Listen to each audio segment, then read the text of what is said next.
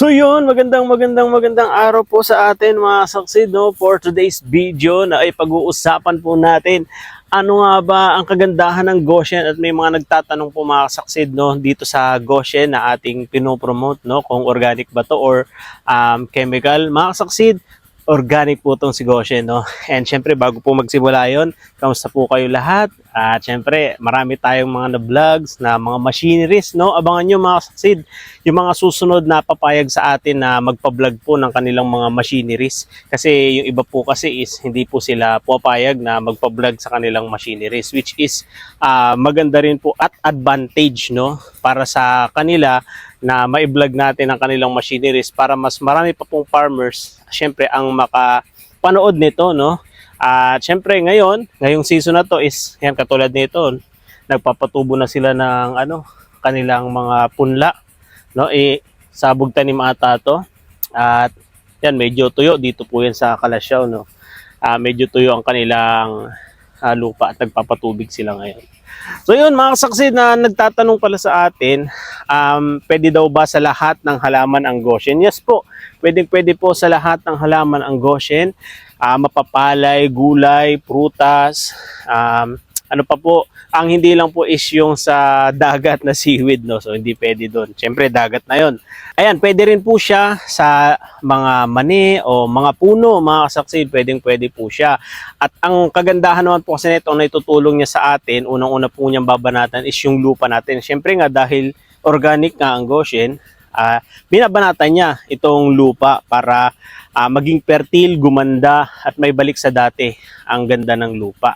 Maging sa mga abono mga saksid, no, kasi sa abono kasi ang nangyayaring iba lalo na sa palay, no, naglalagay sila ng mga nasa 12 to 16, meron ako nakausap 16 na bag. So masyado siyang marami, no. Sabi nga naman ng iba, pag hindi ka nag-abono, wala kang aanihin. So ngayon sa bagong technology po ngayon, no, itong Goshen is nakakatulong siya para mapababa yung ginagamit yung abono, which is yun din naman po yung mga testimony ng ating mga ka-farmers at mga nabigyan na rin natin ng Goshen, no, at nagbawas sila. Katulad nung sa Lupaw is 4 na bag lang ang ginamit niya, no. Tapos dito naman sa Kuya po, ang ginamit naman niya 6. So sa isang hektarya yun is, yung sa Lupaw walang isang hektarya yun almost, pero sa isang hektarya. At sa iba naman, ang nangyayari naman sa kanila, diretso daw na nagiging green. So kahit meron ng mga bunga yung palay, dire-diretso pa rin daw yung green niya, green pa rin siya. Kaya nung inani, green pa rin yung dahon, no, kasi yung iba karamihan, di ba mga saksid, naninilaw. So yun naman po yung nakita kong nila, advantage. Maging sa gulay dumami yung mga bulaklak tsaka dahon niya. At napansin natin mga saksid sa kanila is yung sinasabi nila na kahit matanda na, yung kanilang mga gulay is namumunga pa rin, continuous pa rin namumunga. Yun yung naging testimony naman nila sa atin, no, sa pagdating sa gulay. And then syempre kung nagtatanong kayo mga saksid kung saan makaka-order nito, syempre sa Shopee. So meron po tayo sa Shopee, lang po kayo doon. I-click nyo lang po yung Shopee doon. So isa lang po yun, no, sa Shopee, yung ating store. Isa lang po siya. And then pwede ba siya ihalo sa mga chemical? Ang recommendation namin mga saksid, no, is dapat hindi siya ihalo sa chemical kasi nga organic siya, mamatay mga good bacteria at microorganism niya. Hindi mo na siya matatawag na organic pag nahaluan ng chemical. Yung iba naman hindi na mamamatay, yung ibang epekto niya hindi naman mawawala, pero isa kasi sa pinakamaganda na katangian ng isang organic is yung good bacteria and then microorganism. So yun. At sa pag-a-apply naman mga saksid, pwede nyo namang gawin na 7 days after transplant. Ayan, kung lipat tanim kayo, pwede nyong sprayhan na, no, 7 days. Or pwede nyo rin naman na 2 days or 1 day before transplant, unahan nyo na ng spray. Tapos yung ibang ginagawa nila every 7 days, every 10 or 15 days ang interval sa palay saka sa mais.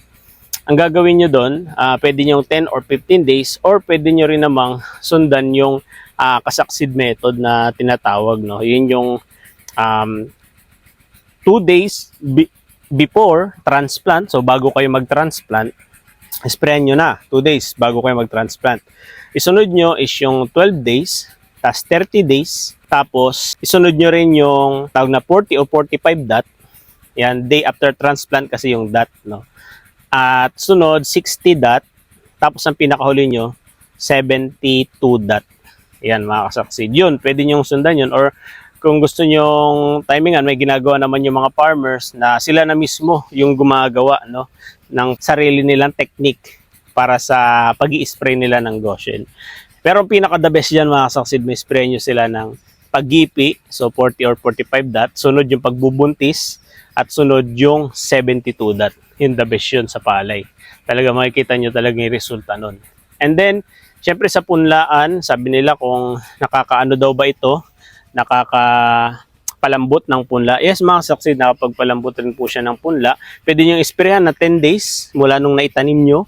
At susunod naman ay 17 days mula nung pagkatanim nyo.